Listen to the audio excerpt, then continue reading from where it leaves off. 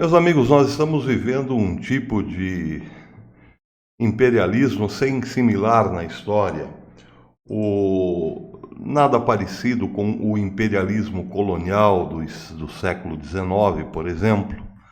Nada parecido com o imperialismo da Guerra Fria, onde Estados Unidos e União Soviética dividiram o mundo em duas partes.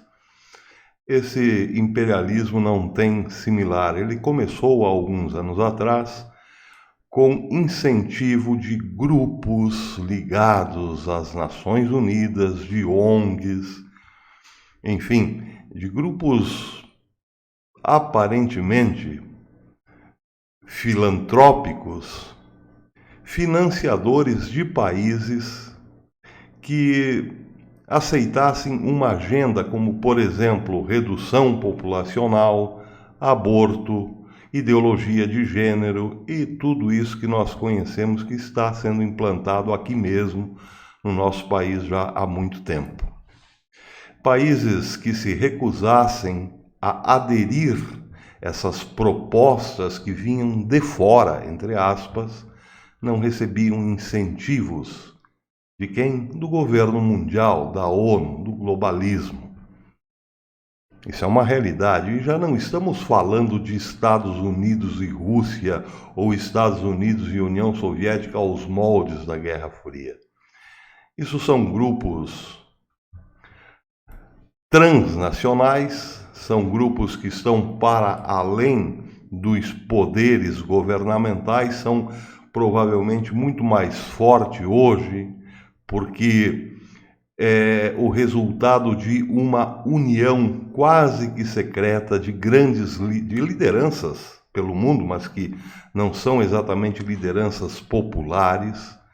Enfim, trata-se um pouco de algo um pouco misterioso que está, de certo modo, criando um novo tipo de colonialismo, um novo tipo de imperialismo. Pois bem, a primeira fase desse novo imperialismo já foi implantada.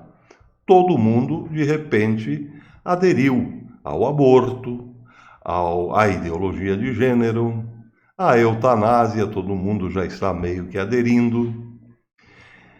Mas a nova fase que vem por aí é ainda mais destruidora dos valores que até um tempo atrás ainda teimavam em sustentar as nossas sociedades. Trata-se da volta do velho paganismo, do paganismo que sacrificava pessoas e escravizava os povos, como, por exemplo, o paganismo das culturas Inca, Maia e outras asiáticas também. Isso está de volta. E quem tem trabalhado muito para isso é o próprio Bispo Bergoglio, que criou uma nova igreja, chegou à cadeira de Pedro e de lá criou uma nova igreja, uma nova religião, uma religião que acabará aceitando todos esses símbolos pagãos, incorporará esses símbolos pagãos e, atenção, quem sabe até mesmo o canibalismo. Estou pirando, fiquei doido de repente. Veja, o professor Olavo de Carvalho dizia algo muito interessante, já lá no velho True Outspeak. Ele dizia que os projetos, as grandes revoluções começavam sempre em meios pequenos, em grupos intelectuais, para depois tomar uma dimensão mais popular. Os grandes projetos revolucionários, a mentalidade revolucionária propriamente, se manifesta antes em pequenos grupos durante muitos anos, até realmente ganhar o gosto popular, ou melhor, ser imposto aos povos e nações. Isso vem do pensamento de Eric Voegelin também, onde provavelmente o professor Olavo bebeu naquela fonte. E nós estamos vendo que é mais ou menos por aí. Agora vejam que detalhe interessante este. O RT News trouxe ontem uma estranha matéria intitulada Professor sueco propõe comer carne humana para salvar o planeta. Magnus Söderlund, professor da Escola de Economia de Estocolmo, durante um programa na televisão local dedicado a um evento sobre o alimento do futuro, sugeriu que pode ser necessário recorrer ao canibalismo para salvar o nosso planeta da mudança climática. Söderlund comentou que poderia organizar seminários sobre a necessidade de consumir carne humana para deter o aquecimento global. Segundo este professor, comer cadáveres humanos em lugar de carnes e verduras poderia ser a solução do problema meioambiental, já que substituiria a indústria dos frigoríficos, a agricultura, que segundo vários ecologistas é responsável pela maior parte do aquecimento global. Também comentou que um dos maiores obstáculos para a sua proposta seriam os tabus culturais com respeito a cadáveres humanos, já que muitos ainda pensam que comer carne humana pode contaminar, pode ser ruim por causa do defunto. Ele não explica os meandros desse tabu, mas sugere que ainda a gente pensa supersticiosamente que comer o vizinho, o amigo ou até mesmo o inimigo pode nos dar algum problema, alguma contaminação espiritual. O professor continua dizendo que tem trabalhado na ciência do comportamento e admite que as sociedades modernas são, entre aspas, ligeiramente conservadoras, ainda são ligeiramente conservadoras quando se trata de comer coisas pouco correntes, como cadáveres humanos, por exemplo. A intervenção o programa que foi ao ar na semana passada foi ilustrado com gráficos de um garfo cravado em várias mãos. Eu não vou mostrar a foto aqui porque é demasiado repugnante. Mas, enfim, claro que ninguém em sã consciência levará esse tipo de informação a sério. Mas tem elementos aí que devem ser considerados sim.